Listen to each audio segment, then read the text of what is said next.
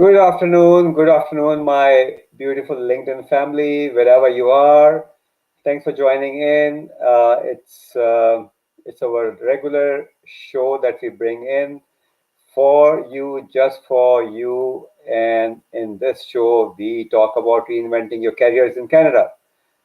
It is focused at new immigrants and those who are in the pipeline or waiting for their PR or have their PR and now looking forward to come to this beautiful country.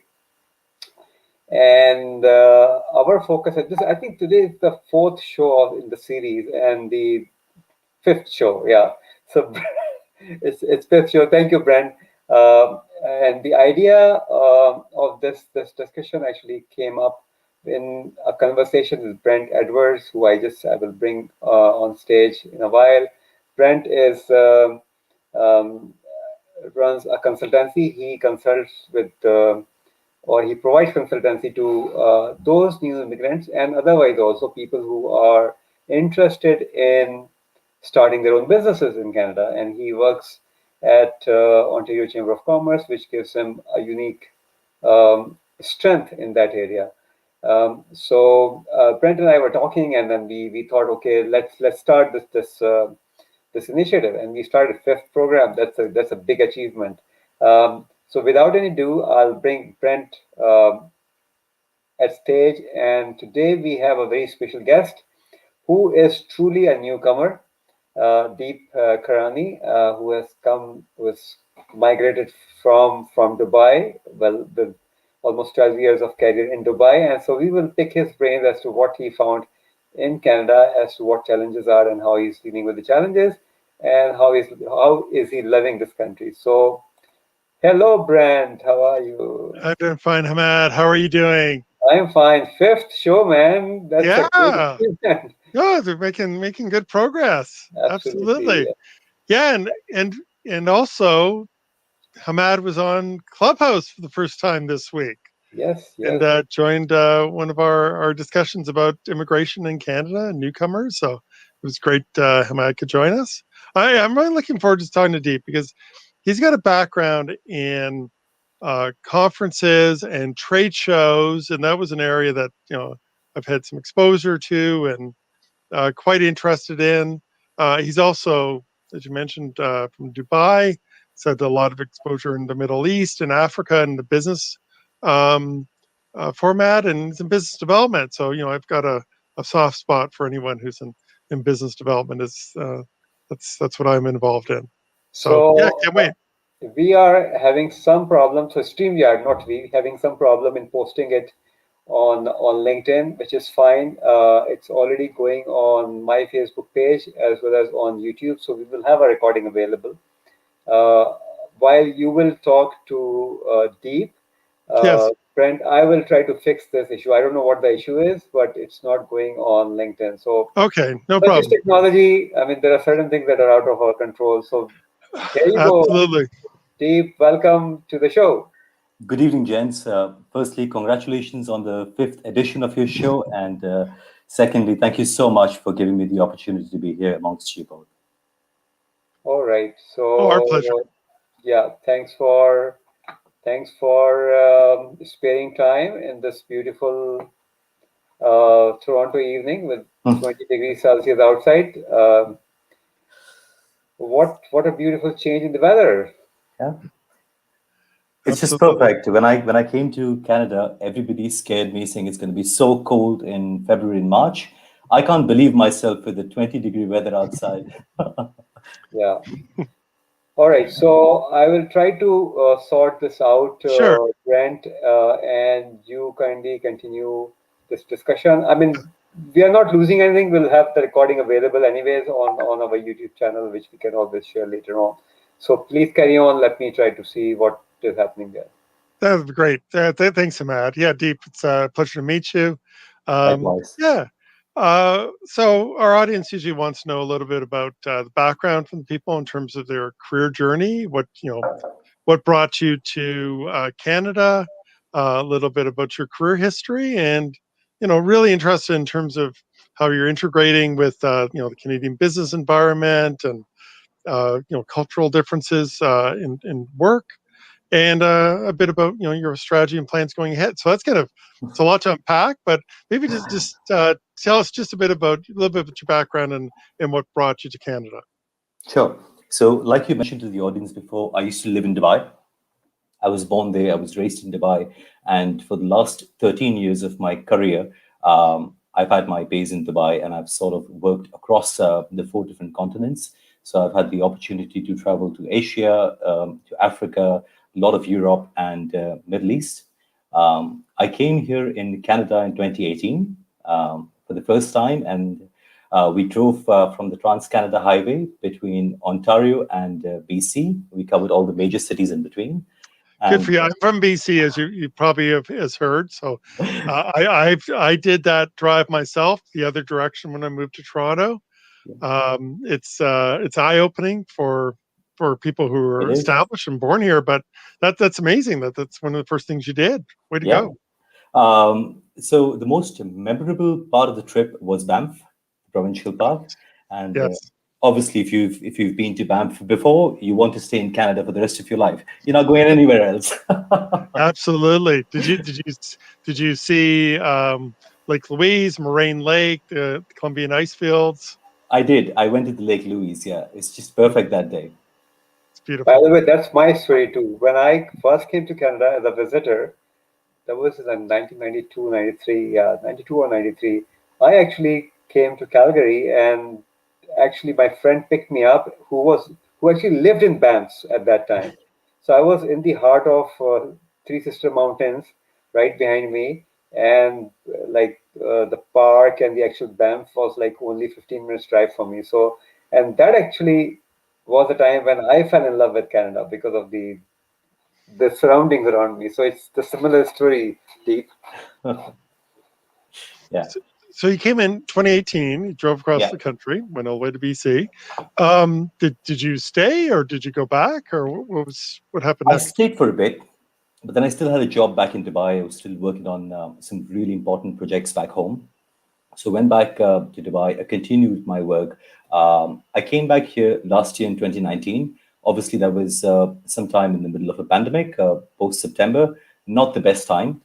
Very unfortunate that we're all sort of having to stay home. But I'm glad that people around me also understand. The bigger fight that we have against the virus, and we're all sort of staying home at the moment. However, I've had a little bit of exposure with the people around me, especially my area, my community, and just a few friends that I've made. And yeah, so far I'm loving Canada. I've met people Wonderful. from various different cultures, Yes. people who come from South Asia, some Arabs, or people from Europe, people from America, Brazil, Mexico, and it's just wonderful to see how everybody stays together. Shares good thoughts, shares kindness, good words. And I think that's really what inspires people like me to come to Canada and stay here.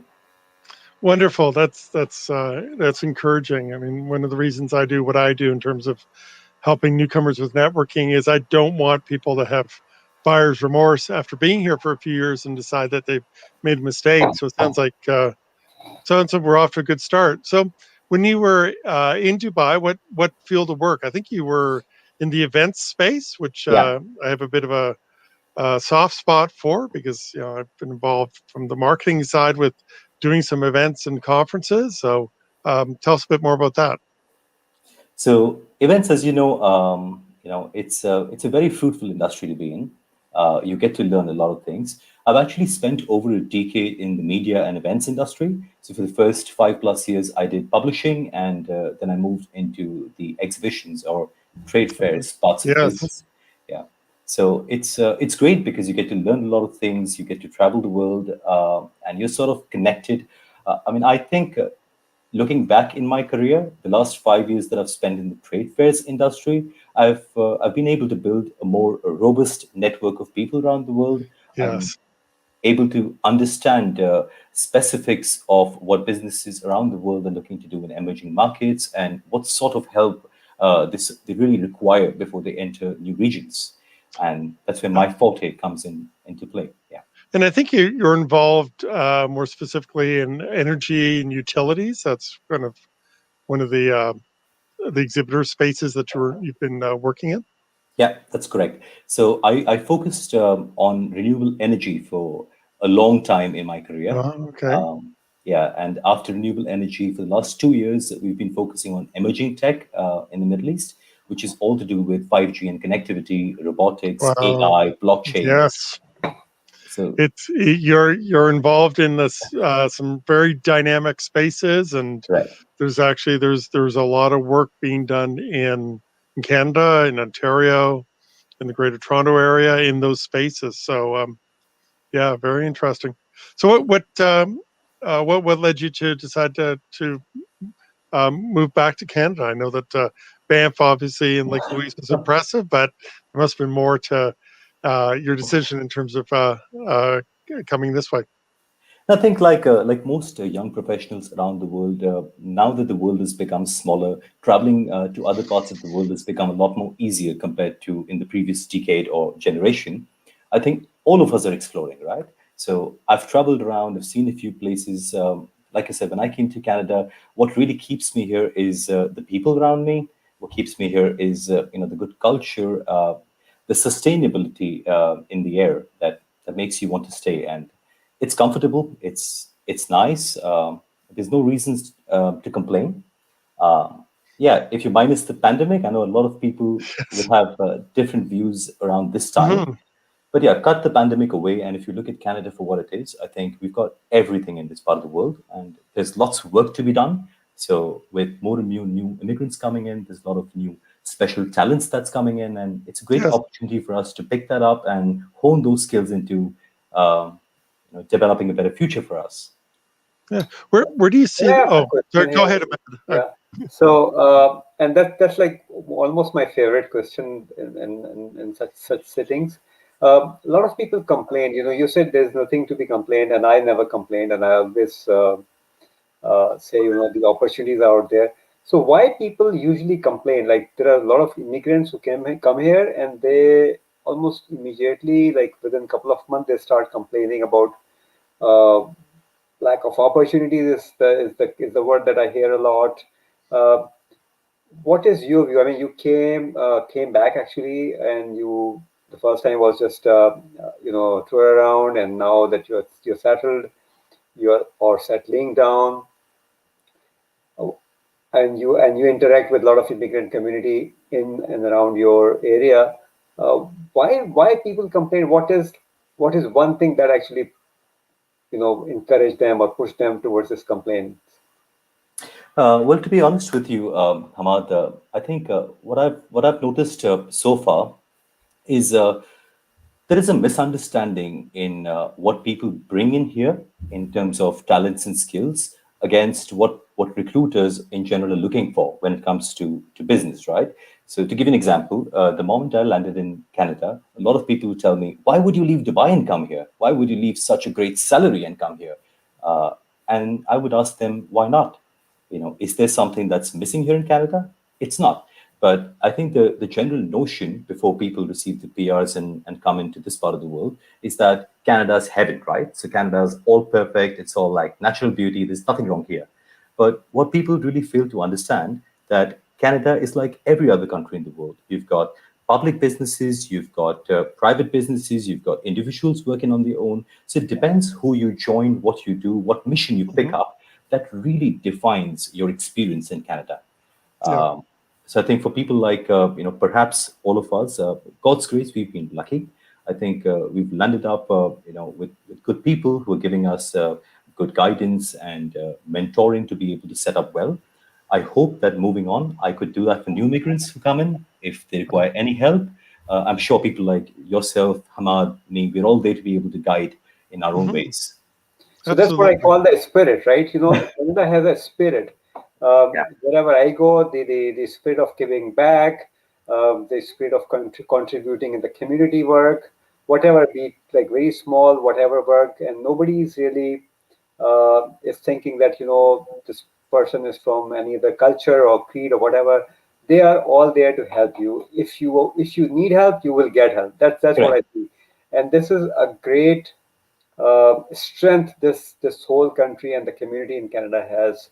So no, thank you very much. I think this is this is usually what it is. People come in with a different mindset, and I think the adjustment in the new society is probably challenging in the beginning.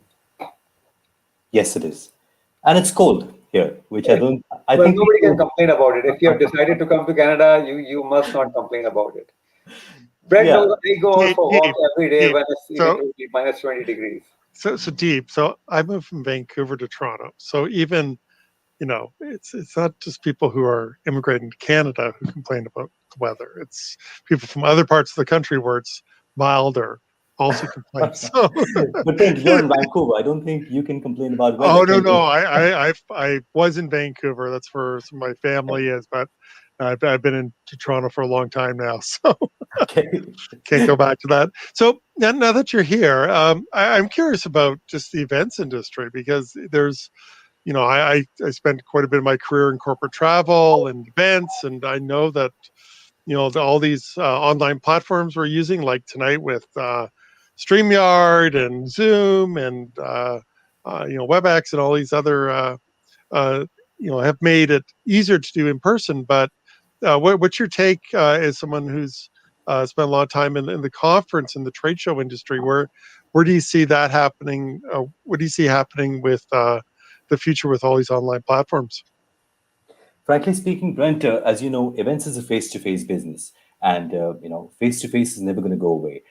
At some point, I think all of us are just waiting to get out there. I think a lot of my events colleagues around the world at the moment are working with governments, working around different compliances, mandates, and regulations to be able to kickstart events again. And I Hmm. think, being in that industry, I'm also in a very small way part of that fight, where we're really trying to, push the agenda of events coming back and, you know, things restarting. But we are in the middle of a pandemic. That is the true story for the day. And I think we've got to wait until the government gives us any further clearances or until people are vaccinated. And then we have a better idea of where events can go next. But Absolutely. meanwhile, speaking, I think virtual events, they can't give us the same experience like face-to-face events. But so far, I think they've really helped in fulfilling the gaps in the last 1 year. Absolutely. I've been involved with doing a lot of online events as well, and there's differences. But the analogy I use is, I used to be involved equivalent of putting on Broadway shows, and now I moved over to Madison Avenue. So it's just it's quite different skill set potentially. So how have you used the your experience in the events industry, face to face marketing? How has that helped you in terms of now that you've arrived in Canada and building your network and reaching out to new people? How have you gone about doing that? I think, Brent, the one thing that you learn in the exhibitions business is you're not scared to talk to anyone. So, you just randomly walk up to people, you start talking to them, you start introducing yourself, and Yes. that fear is long gone. So, I think for me, thankfully, it's become a little bit easier that way. I'm able to communicate with people from various different cultures who've come here, and so Yes. far, everybody's given me new learnings. So, Yes. I'm still setting up myself. I'm having fun with this whole thing. Okay, good for you. Good for you. But I think a lot of it, like Hamad said, it's around mindset, right? Yeah. It's having a mindset of generosity, having a mindset of curiosity, and being in the events industry, you're dealing with all kinds of different suppliers and ecosystems and industries and sectors, and you've got public sector, private sector, academia, all those involved in the different industry segments you're talking about. I mean, that's keeps me interested, and I'm sure it's probably a spark for you in terms of the work that you've undertaken. And also, Brent, just kind of building on to what Deep is just saying, and you also mentioned, although again there are challenges, there are face to face is the thing for me also. The feeling that you develop by meeting someone face to face is not going to go.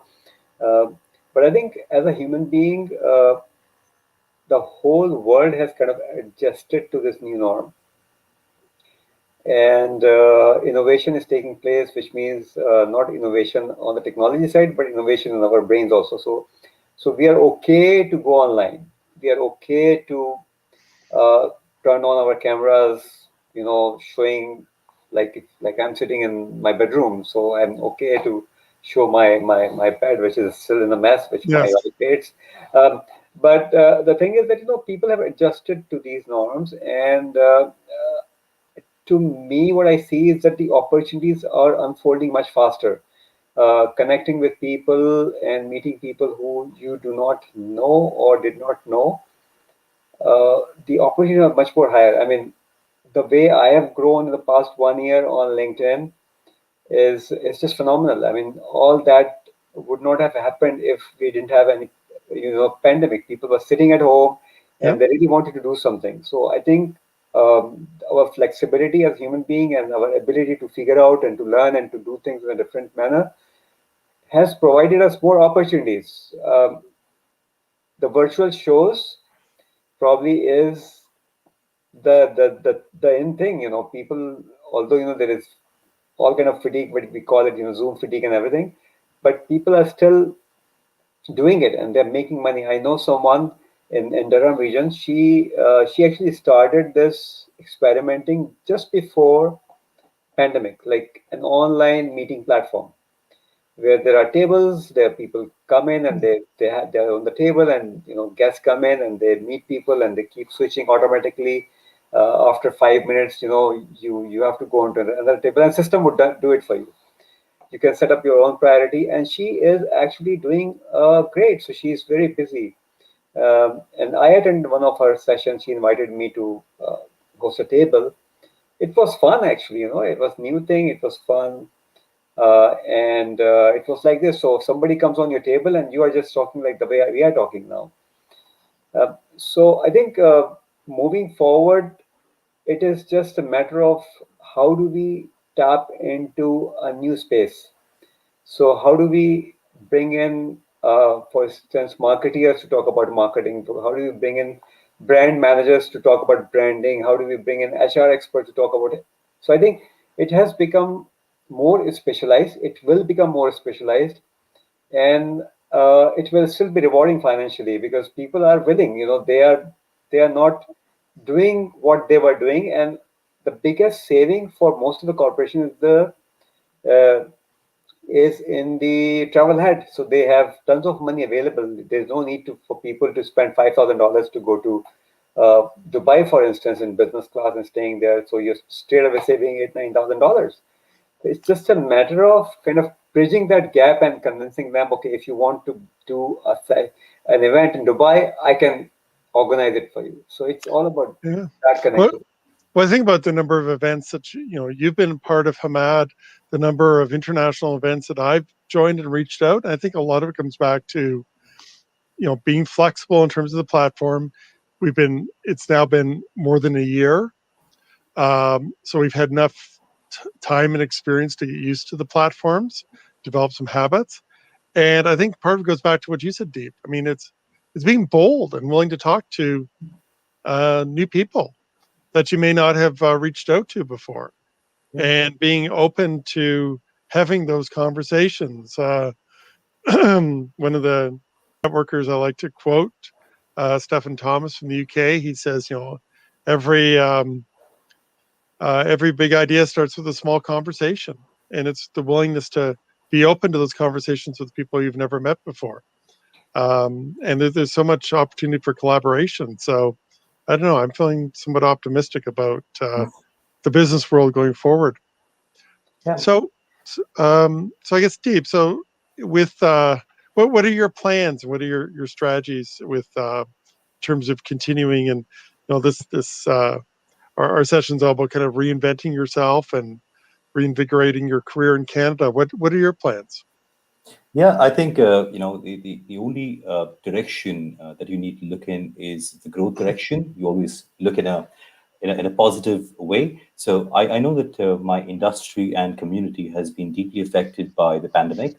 But moving on, I am very confident that events will come back, face-to-face events. Just going a little bit backwards and to add a point with virtual events, just for Sure. general Hmm. knowledge. I think a lot of people are speaking about virtual events today. However, what a lot of people do not realize is that virtual events are great, but they do have limitations. They can't completely take over face-to-face events. So the moment we've passed the stage with vaccinations, people will be expecting big events to come back, and the workforce will be required. That talent, which we've acquired over many, many years, will be required now as we bounce back into a better future. So in these months now, I plan to study a little more, to get a more in-depth knowledge of virtual events, the backends and the operational elements, the technical elements. That's Hmm. something that I can personally sit back and study from a helicopter view in this time. Yes, absolutely. Well, it's being in school might be the whether that's uh, actual an institution or doing your own self study. This is really the time to do it and to plan for the future. Um, do you have any other connections that you've made that you want to share with us, or any other people that you've met that you want to tell us about? Okay, there are loads of stories here. I don't know which one to pick up, but but frankly, I think in the last 1 or 2 months, I've used LinkedIn quite a lot. I've had a lot of interactions where I've spoken with recruiters, I've spoken with some government officials, I've just spoken with people in my industry, trying to make acquaintances. Uh, Hmm. the one common thing that I've heard from everybody is people say, if you need any guidance or help in Canada, you call me. And you see, that's a very beautiful thing to hear. Nobody ever says that to you otherwise, do they? Were you surprised that people took that approach, or was that something you'd He's a heard in South Asian advance? I man. think He's a South Asian.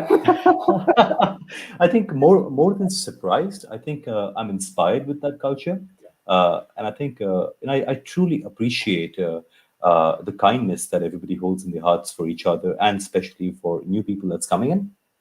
I think that people like yourself and Hamad who try so actively to be able to bridge those gaps and to be able to give the right kind of opinions to people, it really helps, When you're a new immigrant, you come into town, you don't know anyone, you don't know anything, and then you randomly start talking to people on LinkedIn or just hit somebody up on phone or just get somebody in the building to talk to. Uh, Slowly and steadily, that network grows. Yeah. So I think you just have to hold on. You just have to go on. Yeah.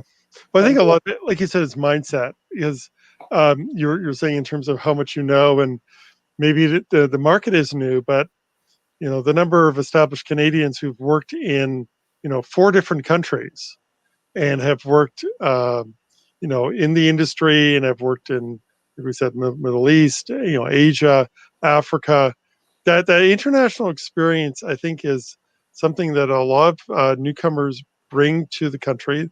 A lot of Correct. them have tremendous, certifications and education behind them, but it's that international experience which is a differentiator against quite a few people who may have grown up in the country and don't have that international business experience. So it's Yeah. something I wouldn't discount. I think it's I think a lot of it is being clear in terms of what you can offer and being able to articulate your value, but that experience working across cultures and in international markets with different regulatory environments is invaluable. Correct. absolutely, I fully endorse what Brent is saying. I think it's more to tell, more towards telling our own story.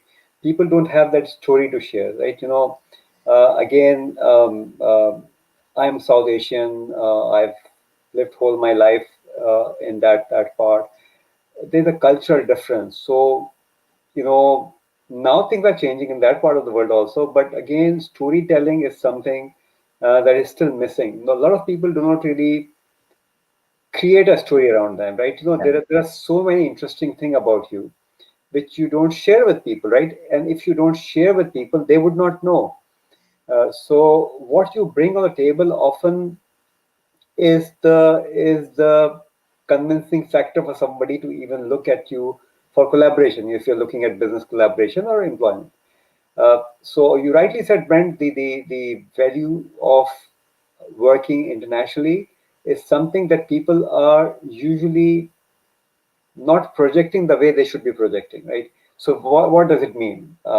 Generally, when you're working, like somebody in Dubai, for instance, diversity and inclusion is big because Dubai, hardly any locals. Yeah. They all what they call Kharji. So all those people are coming from different countries: Filipinos, Nepalese, Bangladeshis, Sri Lankan, Pakistanis, Brits, Americans. They all live together and work together. You would not find even a single smallest organization where there is no at least two or three nationalities working. So that's diversity that you bring in. That's the knowledge about working in a diverse culture.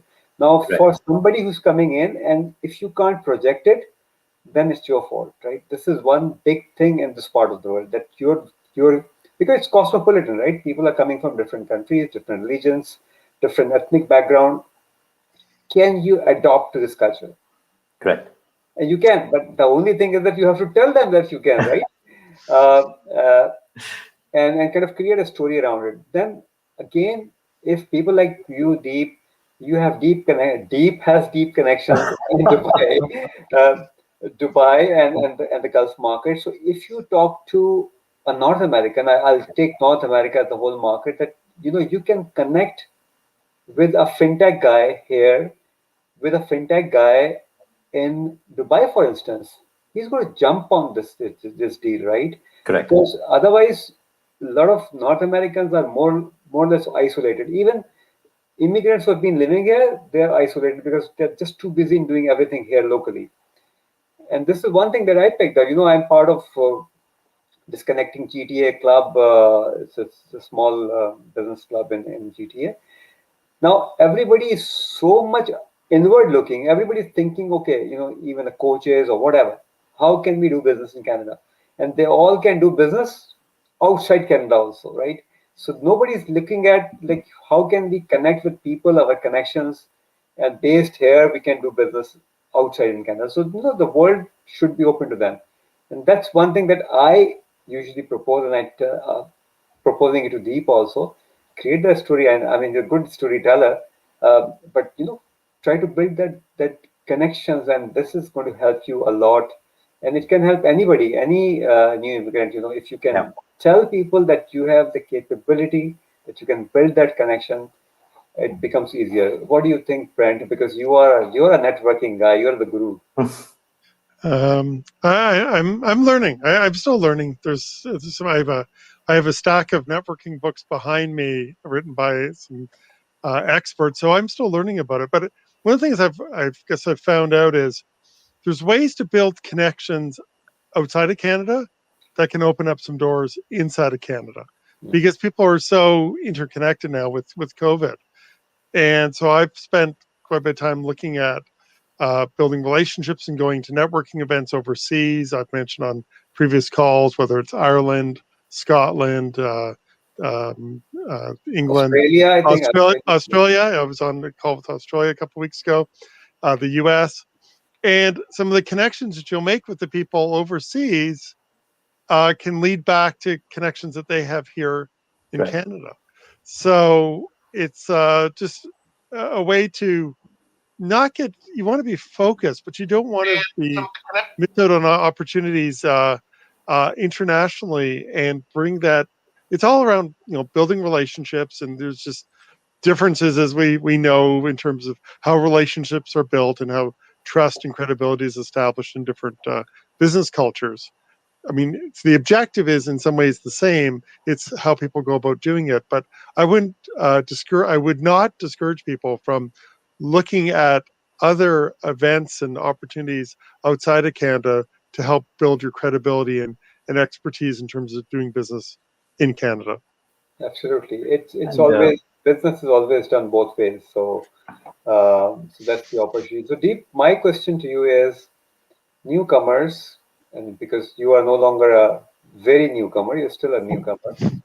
What are two things career-wise you think people should really consider when they arrive here, right? Like in the first maybe 3 to 6 months, what are some of the things that they should really do, like two or three things to help them understand the market and to help them find those right contacts?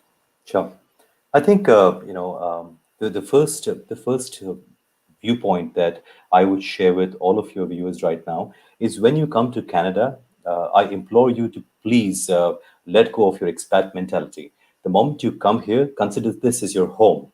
The moment you see this as home, things change, right? Because then you do Mhm. everything to be able to make your home better. You Mm. will want to provide the best of your skills in that market to be able to make your home better. Simple. So that's one mentality shift that I encourage people to have before they come here. Point number two is don't be vague. A lot of people who write to me also on LinkedIn requesting for jobs, they send emails saying, I'll take up any job. Look, please don't do that. I mean, you have a certain skill, like Brent is highly skilled in business development, Hamad's in strategy. I could be with something else. So that's really one piece of core skill that we bring to the table. If you're able to show it right, there's no reason why Canadian companies don't want to hire you. I think Canadian companies are struggling with finding the right candidates because there is talent out there, but they just don't say it right. They just don't put it in the right kind of context. Interesting. Great advice. Interesting, very Yeah. interesting. You know, points really. I can resonate to that. And How to I'm sorry about okay, the. go ahead, go ahead. I don't mean to cut you, but Go ahead. I actually have just one more because I'm in the flow, I guess. Yes, please go ahead. It's just that you mentioned isolation sometime earlier on this call, where you said a lot of people who come from different parts of the world start feeling isolated. Look, in many ways that's true because where probably you and I come from the Southeast Asian culture, we're very well connected. We all live very close to each other, so you've always got people to see around you. Canada's not the same, and if you happen to come in now, please be aware that you come in right in the middle of a lockdown. So at the moment, when you see this video, we're all sitting right inside our houses. We're not quite going outside, really partying. So you don't expect way too many things. Yes, you will feel isolated until the work starts. But my personal recommendation is make friends digitally. Start getting to know your contacts through your networks. The more and more people you meet, opportunities open up, ideas open up, and it's just beautiful to see how much work there is, how many good people there are. I mean, I'm settling very quickly, so other people should not have a problem too. Yeah. I think a lot of it's your mindset. Absolutely. That's been obvious, and during our conversation that the approach that you're taking and the way that you're looking at things is good things are going to come your way. Thank you, Brent. Thank you. I appreciate it. Absolutely. And whatever help you need in your own journey, uh, you know, I'm already helping or working with you. I would rather say working with you on few things. Brent is here, and we have this network that we can. Again, it has to be very objective as to what we can do for someone, but at least like maybe providing one connection. And such has happened. Just to share with you, uh, again, a not so newcomer. He's been here for a year. He called me yesterday. So he's again a LinkedIn friend. He wanted to speak to me. We spoke before also. And actually, I wanted to bring him on this show before I spoke to you, Deep. But he is busy in doing something. So then I thought of you. I said, you are a newcomer, also I should bring you in, and you kindly accepted it. So this guy is in cybersecurity, Okay. and he wants to start his own company, and he's also coming from Gulf, and he just wanted one connection in cybersecurity. There's just one person he wants to speak to get some information about. Otherwise, he didn't know anyone. So I actually worked with a client, and he's a good friend now, Jay. He's a Sri Lankan. He's been living here since his childhood, and he is a cybersecurity expert who has worked with financial sector. So he's worked with Sun Life, with I don't know CIBC, RBC, and he's just finishing his contract with Manulife. So and he is what we call quote unquote cybersecurity guru here. So I called him. I said, Jay, would you have 10 minutes to talk to someone to kind of help him understand how the cybersecurity market is? Yeah, sure. I connected them on email. They spoke today, and Jay actually said, so this guy, my LinkedIn friend, thanked me fine, but Jay actually sent me a note saying, thank you very much. This could be an interesting guy for me to work with. So Wow. this is how, and what I only did, I just called this guy, and I said, So people are willing, provided you have certain story to tell. If you have something to put on the table and people are interested, why not? Why not? Yeah, It kind of comes down to people will help if they know how to help. Absolutely. Yeah. If you're clear with them and tell the story in terms of how they can be of assistance, uh, that's the difference. And the other thing we've talked about is like the 5 cent ask and the 50 cent ask. Yes. So, a 5 cent ask is, would you mind, potentially doing an introduction, or it's a small request. And I think part of it is people are, if they're asking too big a request in terms of, can you be a referral for me for a job? And you've only talked to them on the phone or connected with yeah, LinkedIn. It's just, you're asking way too much. But a lot of that is, skills from business development that Deep, very well. And from your experience that, it's incrementally building the relationship. sure. And that's kind of basics around business development. 100%, Brent. I agree. It needs to be very progressive and pragmatic. Yeah. And the patience, I think, patience really plays. One has to be strategic in all the actions, and honest and transparent. If you're honest and transparent. So my own thing is that when I speak to someone, you know, I try to kind of share whatever I have. If I have any problems, I will share those problems also. Okay, I'm stuck. I'm doing this, but I'm stuck here, and this is what I'm kind of trying to figure out. And if somebody thinks that he or she could help me, and there's this trust level, I personally feel okay. So my mind is thinking. I personally feel that if I share my problem and I tell people, okay, I'm trying to figure it out, and if they have a solution, they are usually open enough to give me a solution to. Um, Yeah.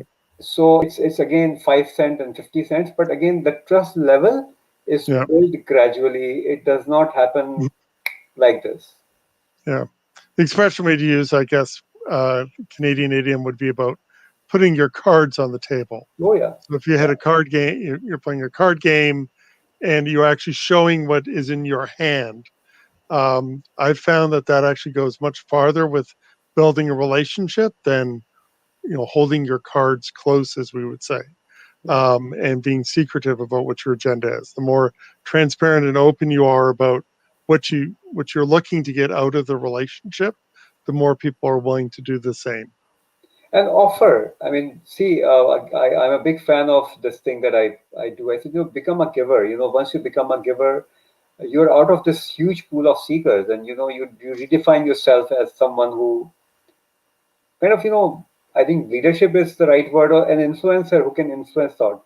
So I think job seekers also are givers, technically speaking, because they're giving service, they're providing solutions, but they don't know this. If they say, okay, I mean, if you have a problem, I know I can fix this problem. I can do event management globally. That's a problem that you can fix. So It's thinking like a consultant. yeah, yeah. So, and often people don't realize, I'm looking for a job or how can I help you are two different things. It actually changes the game altogether. The conversation would change. Um, so I think, what time is it, Brent? I think it's time for you to for your walk, Hamad. And the thing is, the weather's getting nicer, so you Oh may yeah, want to take a longer walk. But yeah. did you have a final question we want to ask Deep?